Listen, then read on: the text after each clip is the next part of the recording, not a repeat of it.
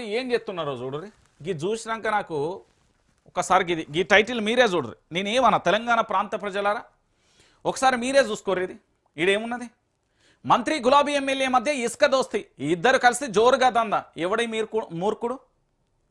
ఇష్టానుసారంగా అక్రమమైన online booking లేకుండానే loading. అటువైపు కన్నెత్తి చూడని అధికారులు. ప్రభుత్వానికి అందిన నివేదిక మరింత లోతుగా ఇంటెలిజెన్స్ నిజంగా సూపర్ అబ్బా, హైలైట్. మీరు కొన్ని వ్యవస్థలలో నేను అభిమానించే వ్యవస్థ ఏదైనా ఉంది అంటే అది ఇంటెలిజెన్స్ వ్యవస్థ.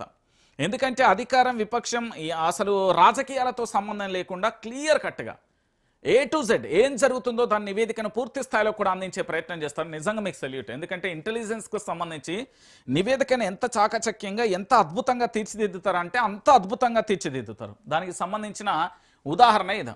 ఓ పక్కన తెలంగాణ రాష్ట్రానికి సంబంధించిన బీఆర్ఎస్ కార్యకర్తలను కుక్కలను కొట్టినట్టు కొట్టి గొడ్డలతో దాడి చేస్తుంటే ఈ ఎమ్మెల్యే ఈ ఫాల్తూ మనిషి ఏం చేస్తున్నాడో చూడండి. ఎవరైనా ఈ మూర్ఖుడు ఎవరు? ఓ పక్కన బీఆర్ఎస్ పార్టీ కార్యకర్తలను ఇబ్బంది పెడుతూ కేసులను బనాయించి అక్రమ అరెస్టులు చేస్తూ ఉంటే దాంతోపాటు ప్రజలందరూ నానా గోసపడతా అంటే యాగబడతా అంటే నరకం అనుభవిస్తా అంటే ఈయన మంత్రితో కలిసి ఇసుక దందా చేస్తున్నాడట. మరి ఎవరో ఈ పెద్ద మనిషి అంత గుండె ధైర్యం ఏందో నాకు అర్థమైతే లేదు. అయితే ఈయన నిజంగా కూడా బీఆర్ఎస్ పార్టీకి సంబంధించిన వ్యక్తినా లేకపోతే ఇంకొక అయినా అనేది మనం వేచి చూడాలి.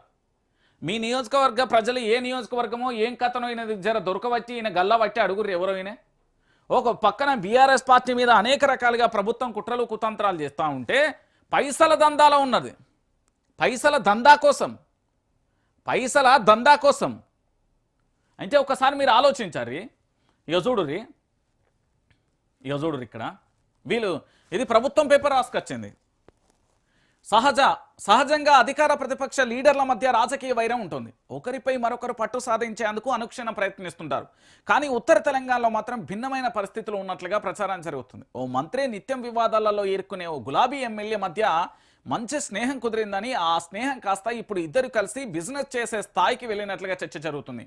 వ్యాపారం చేస్తే తప్పులేదు, కానీ ఇరువురు కలిసి ఇసుక అక్రమ రవాణా చేస్తున్నట్టుగా ఆరోపణలు వినబడుతున్నాయి. ఈ విషయం ఆ నోటా చివరికి ప్రభుత్వ పెద్దల వరకు వెళ్ళినట్టుగా తెలుస్తున్నది. కేసీఆర్కు నేను విజ్ఞప్తి చేస్తున్నా, ఇగో ఈ పెద్ద మనిషి ఎవరో ఆల పొద్దుగాల బీఆర్ఎస్ పార్టీ నుండి సస్పెండ్ చేయరు.